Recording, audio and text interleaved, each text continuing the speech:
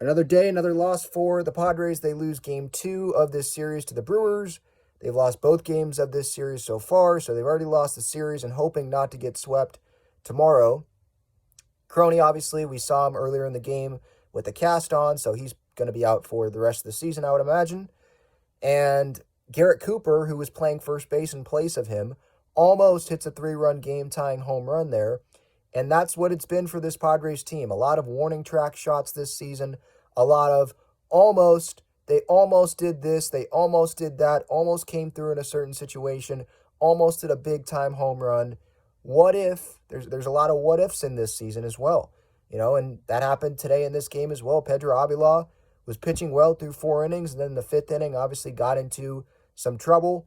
What if the ball down the line would have been foul? What if, right? And then Barlow came into the game. There was another one, I think it was Carlos Santana, down the other side, down the right field line. What if that one went foul? What if Campy didn't make a bad throw on the double steal trying to throw out a runner at third base and throw it way out of the reach of Manny? What if? Almost. Doesn't matter, right? Like it's a results-based business, as Don likes to say in the booth. Results-based business. Can't play the what-if game almost. I think we could play that game earlier on in the season because we can keep our hope up there. It's like, oh, it's early in the season. Well, they've been close in some spots. They can turn it around. Like, look at the positive signs. And I did do that early on in the season. And obviously, that ended up being the wrong thing to do because this team has showed us the entire year what they are.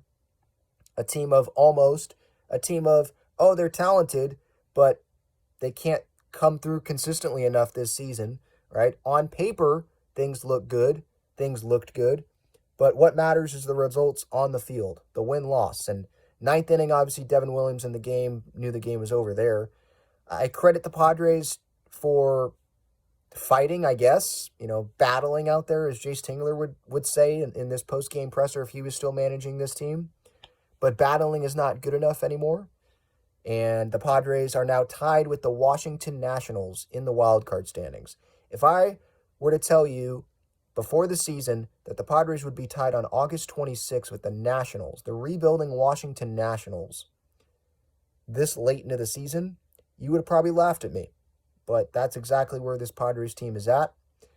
And so, again, I go to that question, how can you have hope in this team still? How can you think this team still has a shot? You're just fooling yourself. You're just wasting your time being optimistic. It's false hope. Just like some part of this game, if you had hope in this team, like Soto with the home run got back in it, it was false hope because they weren't going to win the game. And it's been a lot of false hope this season for the Padres. So I'll have pregame thoughts before tomorrow's game, post-game reaction as well, and then I'll do a live show after tomorrow. We'll see if we'll be talking about the Padres getting swept or the Padres losing another series.